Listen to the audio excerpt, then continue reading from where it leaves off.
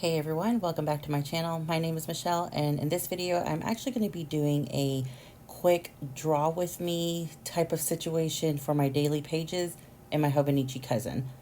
So I don't usually do videos like this, but I actually made it one of my goals this year to actually include more drawing into my everyday life.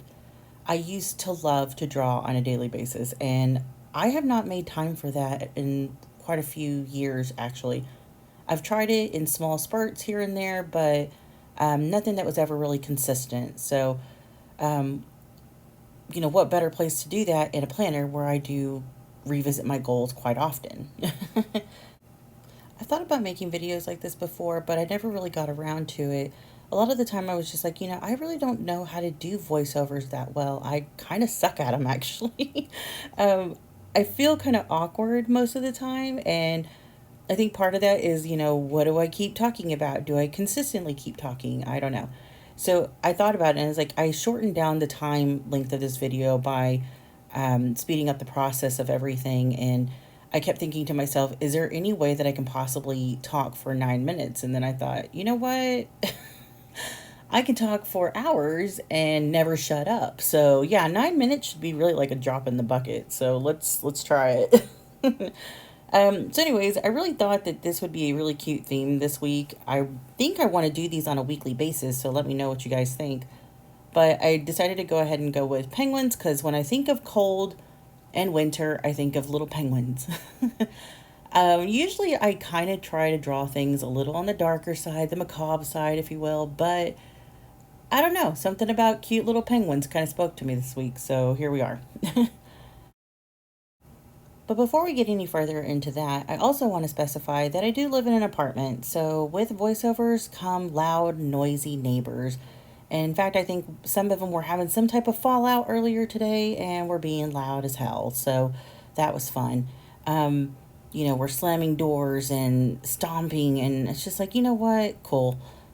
At least that way I don't feel near as bad as, if my son is playing the guitar super loud, or you hear my cat scratching on a scratching post in the back or crunching his kibble in the background. Because this is just everyday life here. It's normal sounds that occur in my everyday life in my apartment. Right now, I have a cat that's jumping up on the bed and he is trying to make himself comfortable by being noisy as hell. Thank you, Salem. But anyways, this week seems like it's going to be pretty quiet. I don't think we have a ton of plans going on. As far as like my planner goes, my weeklies are working very well for me. I'm still kind of trying to settle on a layout that works perfectly. I don't know if that's going to happen, but I'm doing well with the weeklies as is. I am a weekly type planner. I like to look at everything at a glance.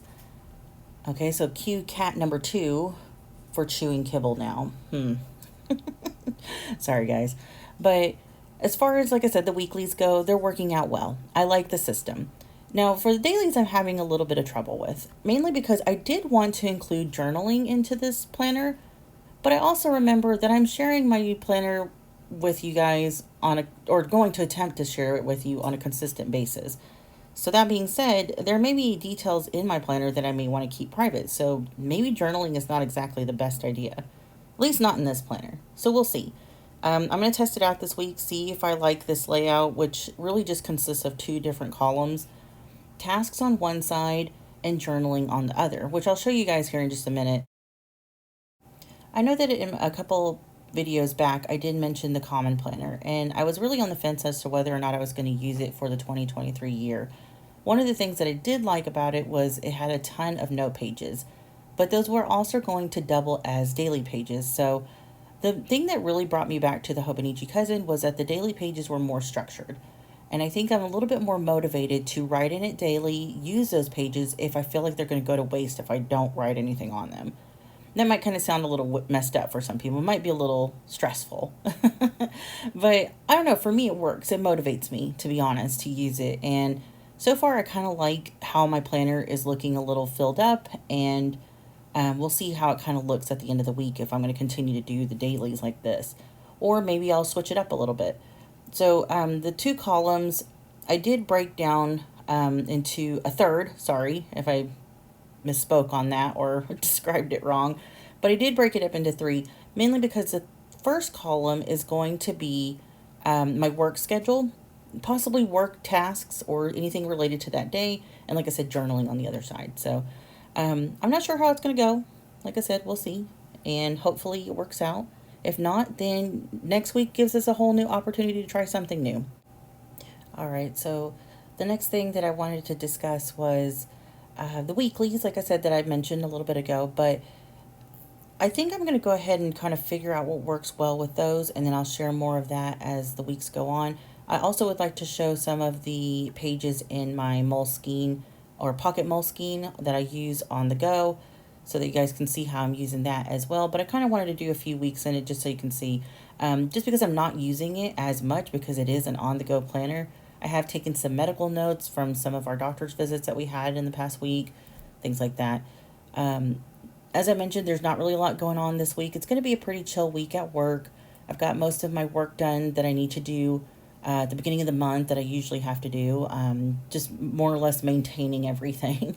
I work for the government, so some people, I know there's some rumors out there about how that usually goes, and sometimes it's right. Sometimes it's pretty chill. Sometimes it's kind of chaotic. It just really depends on the day.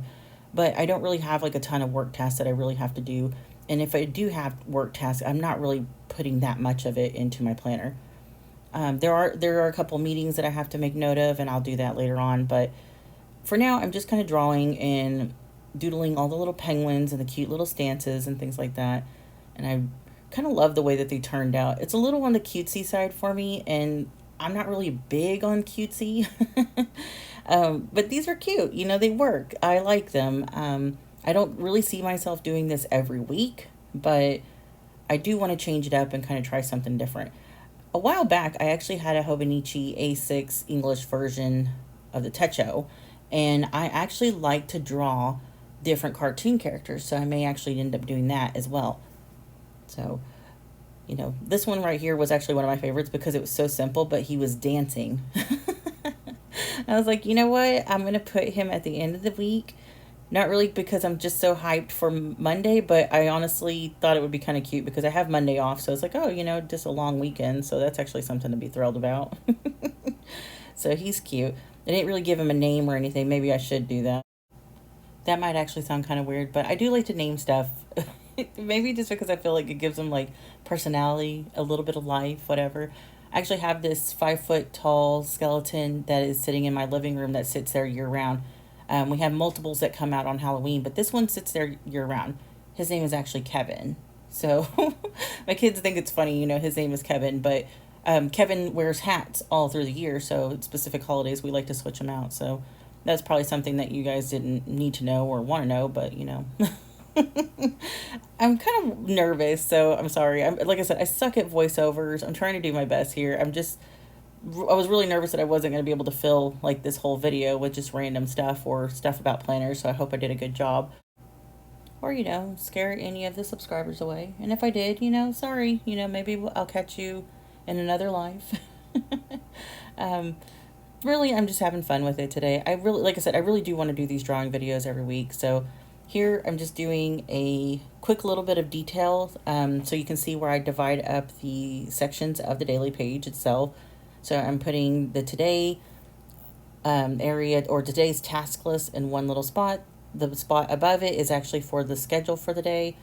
It's usually just 8 to 5, just because I don't really do a lot of planning outside of work and before work. So then I'm also just labeling it as memories, and I consistently do that throughout the entire 7 days. So here we'll just do the quick little flip, and I think that's going to be it for this video, guys. I want to thank you all so much for hanging out with me. I know that this was probably like a little bit of a train wreck. Hopefully I'll get better at this. I guess practice makes perfect. So, all right. If you have any questions or comments, please leave them in the comment section down below. If you would like to follow me on social media, those links are listed as well. But until then, I'll catch you on the next one. Later, guys.